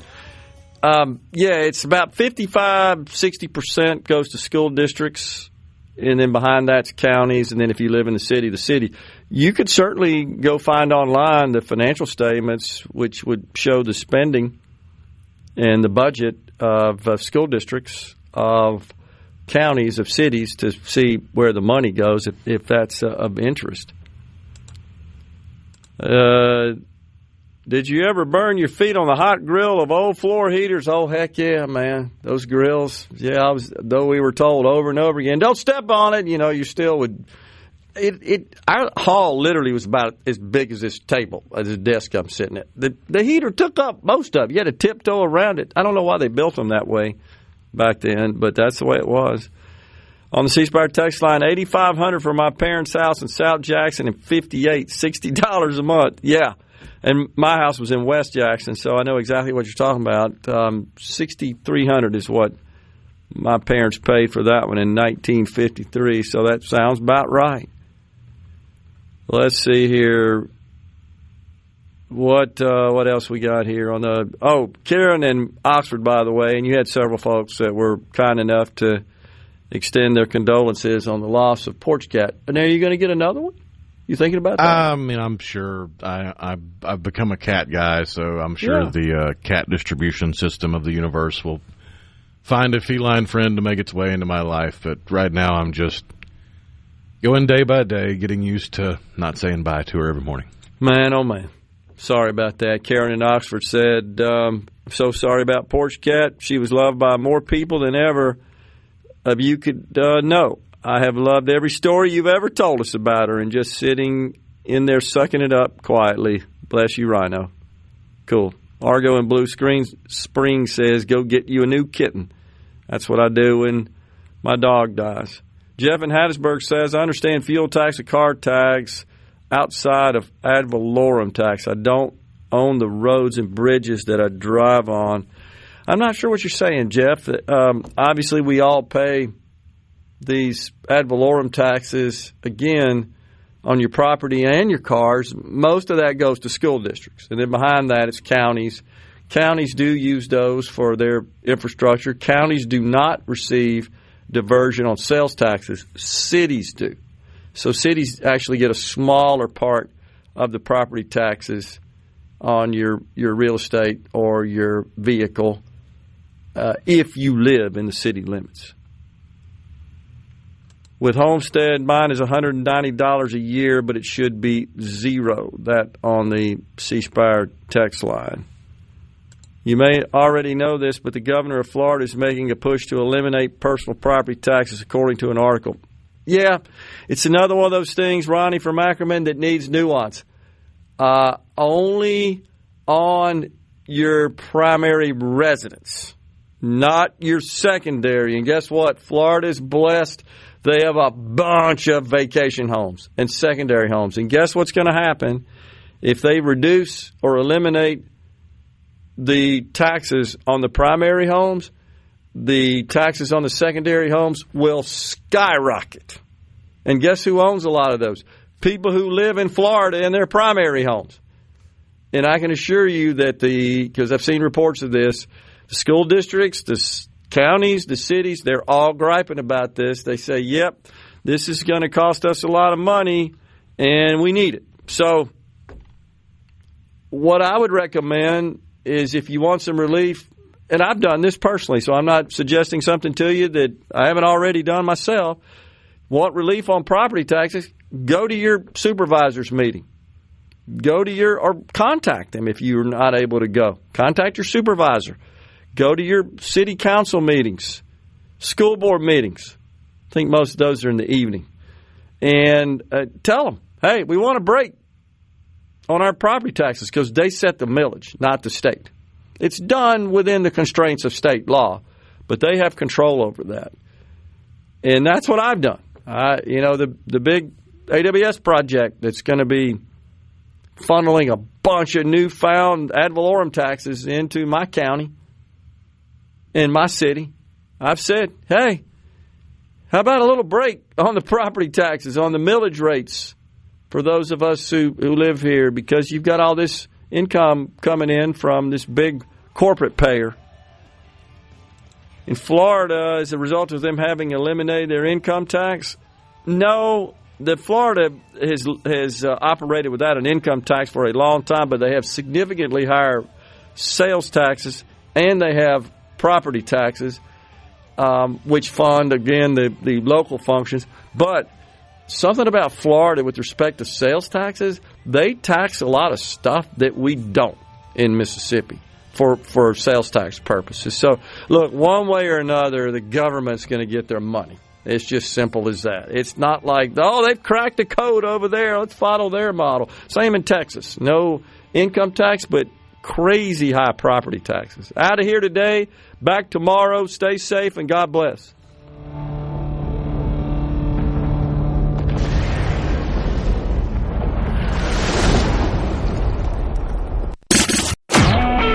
A SuperTalk Mississippi media production.